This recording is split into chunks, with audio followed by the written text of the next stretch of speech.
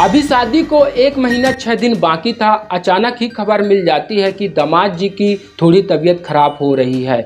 जैसे ही तबीयत खराब की सूचना मिलती है तो सास अपने दामाद को देखने उसके घर पहुंच जाती है और पहली बात थी और पहली ही मुलाकात थी। अभी तक तो सिर्फ दोनों फ़ोन पर ही बातचीत किया करते थे। सुबह से लेकर शाम तक के लिए सास गई हुई थी, लेकिन दामाद जिद करने लगता है कि अगर कोई आपको एतराज़ ना हो और आपको कोई दिक्कत ना हो तो आज रात यहीं रुक जाइए। सास जैसे ही उस रात रुक जाती है तो वे दोनों एक ही साथ एक ही बिस्तर पर सो जाते हैं और इस बात का कोई अंदाज़ा नहीं लगाया था कि इनके बीच में आखिरकार क्या चल रहा है। अगला दिन निकल जाता है और सास जाने लगती है और दामाद कहते हैं और रुक जाओ।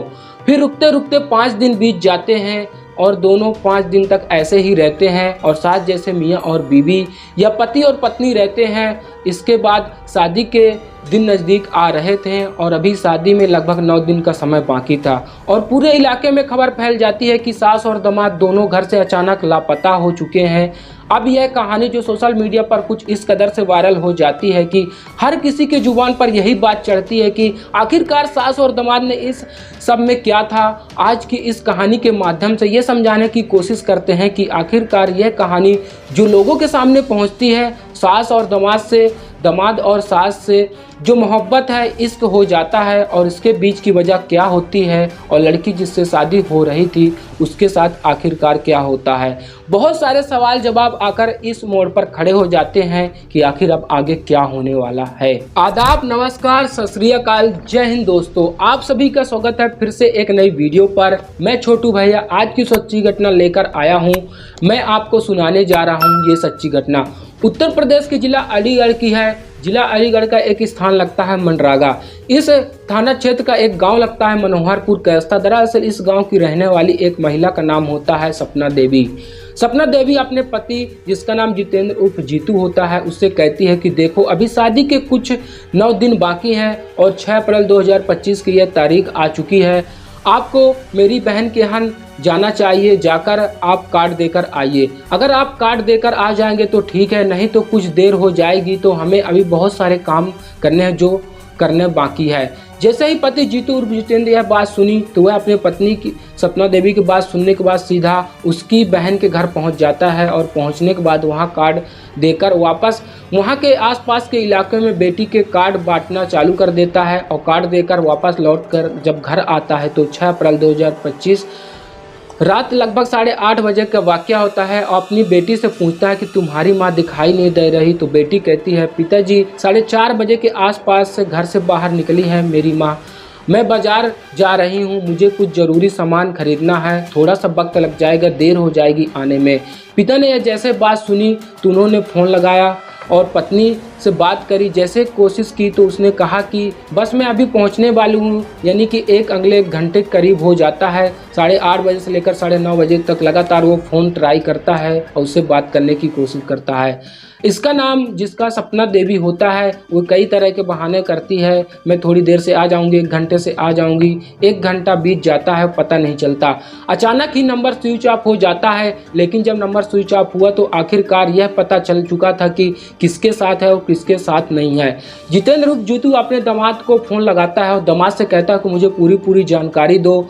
जो मेरी पत्नी यानी कि सपना देवी है तुम्हारे साथ है, मेरी बात कराओ। शुरुआत में तो राहुल का नाम जिससे शादी होने वाली थी 16 अप्रैल 2025 को, उसके बाद उसने दामाद से कहा कि मेरे साथ नहीं। लेकिन जब ससुर ने बार बार रिक्वेस्ट की तो आखिरकार राहुल कहने लगा कि अब इनकी चिंता करने की कोई बात नहीं, अब छोड़ दीजिए। 18 साल तुम्हारे साथ रही, तुमने इसको कितना परेशान किया, तुमने इसको कितना टॉर्चर किया, तुमने इससे बिल्कुल भी नहीं रहना चाहती है। पूरी तरह से इसके साथ रहूँगा और देख रेख करूँगा पूरी तरह से, कोई दिक्कत नहीं आएगी, ना कोई परेशानी आने वाली है।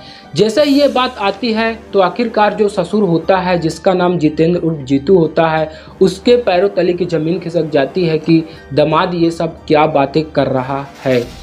और 10:30 बजे बीत जाते हैं और रात के नंबर बंद हो जाता है। नंबर बंद हो जाता है तो बातचीत करने का जो साधन और कम्युनिकेशन टूट जाता है। और जब ये जितेंद्र उर्फ जीतू होता है वो सोचकर परेशान हो जाता है कि आखिरकार उसकी पत्नी ने क्या किया है, कहाँ गए हैं और कहाँ नहीं। वे इंतज़ार कर रहे हैं कि हो सकता है कि पूरी रात निकल चुकी सुबह आ जाएगी। पूरी रात बैठे बैठे इंतजार करता रहता है, दरवाजे पर लगातार टकटरी लगाए बैठा रहता है, क्या कब उसकी सपना आ जाए। जो भी उसे लग रहा था, डाउट लग रहा था, वो डाउट सिर्फ डाउट में ही नहीं बदल जाएगा। उसकी पत्नी वापस आ जाएगी, पूरी रात निकल जाएगी।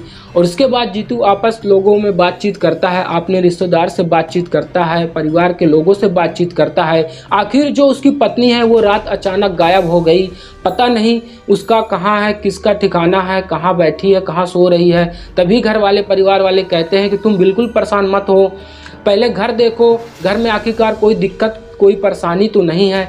घर की जो अलमारी होती है, घर की जो चीज़ें थी देखी जाती है, पता चलता है कि घर में लगभग 5 लाख की नकदी गायब थी और साथ ही लगभग 5 लाख के जेवरात भी गायब थे। अब इतना देखने के बाद एक यह भी पत्नी गायब हो चुकी थी, दूसरा यह नकदी और जेवरात भी गायब हो चुके हैं। अब यही व्यक्ति बहुत ज़्यादा परेशान हो जाता है।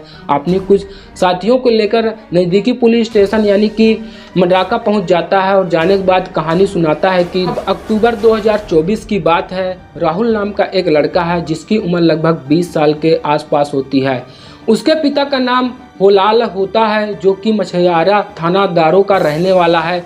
मछियारा नाला थाना दारो का रहने वाला है, जिसकी तहसील छारा लगती है, जिला जिसका अलीगढ़ लगता है। और उससे उसकी बेटी की शादी तय हुई थी। बेटी जो कि उसकी 8वीं क्लास तक पढ़ी हुई है, उसका नाम शिवानी है। इन दोनों की शादी तय हुई थी। यह लगभग अक्टूबर 2024 के आसपास का बात था। इसके ही कुछ दिन बाद लगभग 1 महीने या 1.5 महीने या 2 महीने का समय यूं ही बीत जाता है। सास और दामाद दोनों आपस में बातचीत करना शुरू कर देते हैं। जब रिश्ता लगा था तब वह बीच में आ जाता है और कर्नाटक की राजधानी बेंगलुरु में रहकर फेरी का काम करता था। कपड़े का व्यापार करता था, गांव-गांव जाकर, शहर-शहर जाकर कपड़े बेचता था। इस तरह उसका बिजनेस, उसका व्यापार चलता था। वह घर पे काम करता रहता था और जब भी घर पे फ़ोन करता तो पता चलता कि वह जो उसकी पत्नी है वो दामाद से बात कर रही है। जब देखा तो तब 24 घंटे में लगभग 14 से 15 घंटे अपने दामाद से ही बातचीत किया करती थी। तब तक वो कोई शक नहीं था, लेकिन अब उसका अचानक से यूं गायब हो जाना ज़्यादा परेशान कर रहा था। जब उसकी अंतिम बार बात हुई तो उसने कहा कि शादी को 18 साल हो गए, तुमने 18 साल इन्हें कितना परेशान किया, कितना टॉर्चर किया, अब तुम्हारे साथ नहीं रहेगी, उसके साथ ही रहेगी। उसका तो पूरी तरह से ख्याल रखेगा साहब। उसकी पत्नी को ढूंढने के लिए लाज लीजिए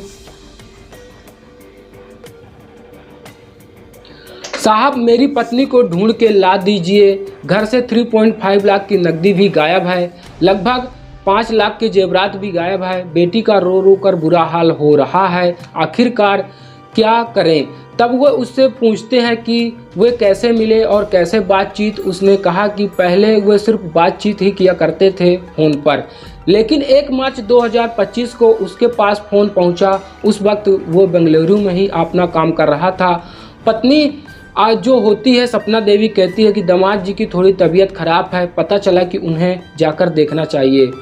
जब बात देखने की आती है तो वह खुद कहती है कि मैं जाकर देखकर आती हूँ। पत्नी खुद कहती है कि मैं सुबह जाऊंगी और शाम को वापस घर लौट आऊंगी। न 1 तारीख को लौट कर आती है, न 2 तारीख को लौट कर आती है, न 3 को आती है, न 4 को आती है और ना ही 5 को लौटकर आती है।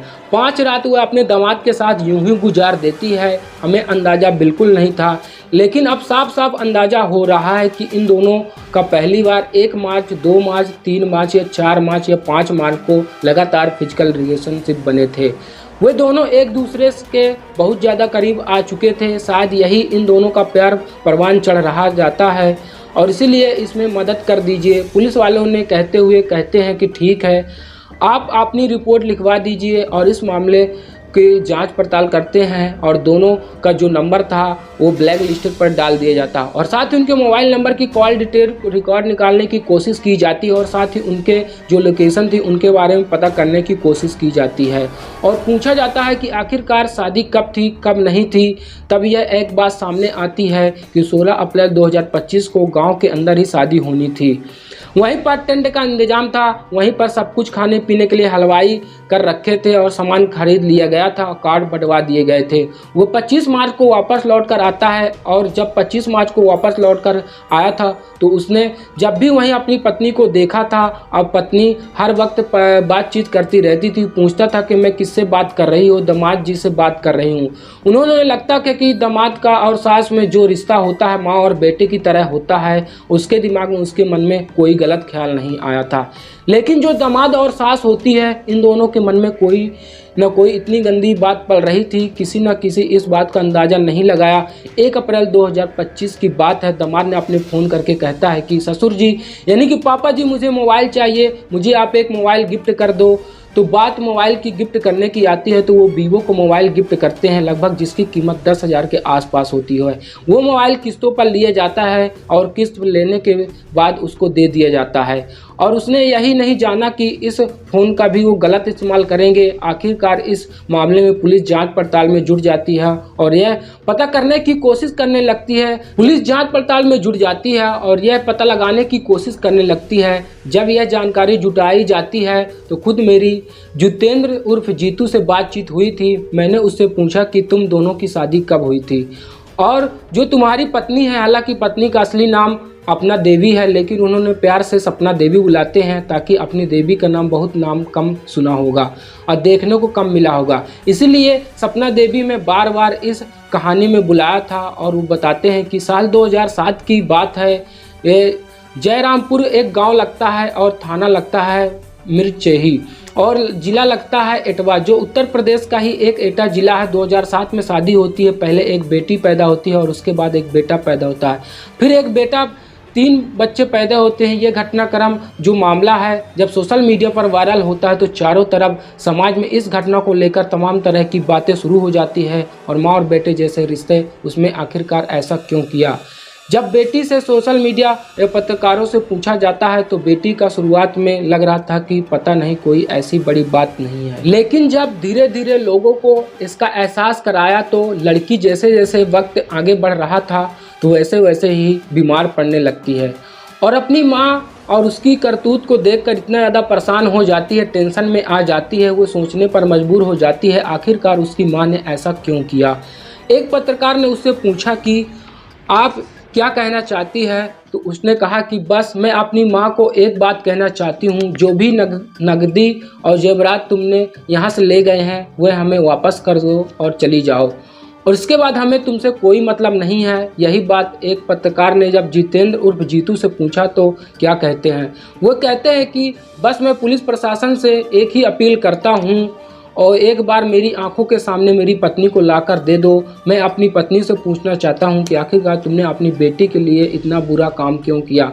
हालांकि पुलिस ने इस मामले की जीडी में दर्ज करा लिया था, लेकिन अभी तक कोई एफआईआर दर्ज नहीं कराई गई थी। जब पुलिस ने वालों ने यानी कि अधिकारियों ने जानने की कोशिश की आखिरकार ये मामला क्या है, आखिरकार आपने इसमें एफआईआर दर्ज क्यों नहीं कराई, उनसे पूछा गया तो वो कहते हैं कि लड़का यानी कि दामाद, जो लड़की यानी सास की उम्र लगभग 38 साल है और दामाद की उम्र जो लगभग 20 साल है आसपास के है, दोनों ही बालिग हैं। और भारत का जो कानून है यह कहता है कि 18 साल से ऊपर होने के बाद जो आपने फैसले खुद ले सकता है, अपना खुद जानते हैं और इसका फैसला अच्छा है या बुरा है, इससे क्या नतीजे हो सकते हैं। इसीलिए उन्होंने सोचा कि फैसला लिया है, सास की यह जिद पर अड़ जाए कि उसे अपने दामाद के साथ ही रहना है तो वो शायद जितेंद्र भी नहीं बल्कि कानून भी कोई भी कुछ नहीं कर सकता, वे दोनों साथ ही रहेंगे। हालांकि साथ ही ये शिकायत दी गई कि उसने 5 लाख की जेवरात 5 लाख रुपए नकदी लेकर वहां से घर से फरार हैं।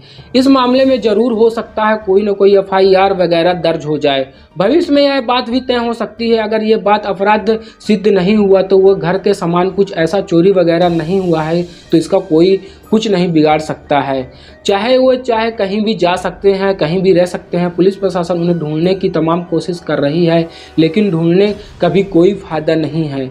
जो दो बेटे और 2 बेटियां का नुकसान किया है और बेटी की इज्जत का भी तार तार किया है और अपनी इज्जत को भी तार तार किया। समाज में जो एक मैसेज था, वो संदेश था, बहुत गलत चला गया है। दोस्तों, इस पूरे घटना को सुनाने का उद्देश्य किसी को परेशान करना नहीं, किसी का दिल दुखाना नहीं, बल्कि आपको जागरूक करना, आपको सचेत करना, सोच समझकर काम करना चाहिए। इस घटना के बारे में हिंदुस्तान को हिलाकर रख दिया है, लोगों को सोचने पर मजबूर कर दिया है कि आखिर एक सास ने आखिरकार ऐसा क्यों कदम उठाया, जबकि उसकी बेटी महज 2 साल बड़ी है, बेटी 18 साल की है, दामाद 20 साल का है। ऐसा क्यों किया? बस यही सोच कर बेटी का भी उसके पति का साथ पूरे समाज का सोच कर यही बुरा हाल है कि आखिरकार ये समाज किस ओर जा रहा है। और कुछ लोगों के नाम मैं अपील करूंगा, जिसमें से राजस्थान से वलकेश हैं, बिहार के नवादा से विशाल है, नैनीताल से संजय कुमार, सिहोगाबाद से सुरेंद्र गौतम, मणिपुर से, उत्तर प्रदेश से अवसेना कारिया से, कोटा से राजकुमारी शर्मा, और वहीं सुरेंद्र यादव मेरठ से, सौरभ ठाकुर मुरादाबाद से, विकास विजय कुमार, नौद्दीन मोला आदि कोलकाता से रहने वाले हैं। आप अपना ख्याल रखें, स्वस्थ रहें, सही रहें, सुरक्षित रहें। जय हिंद दोस्तों।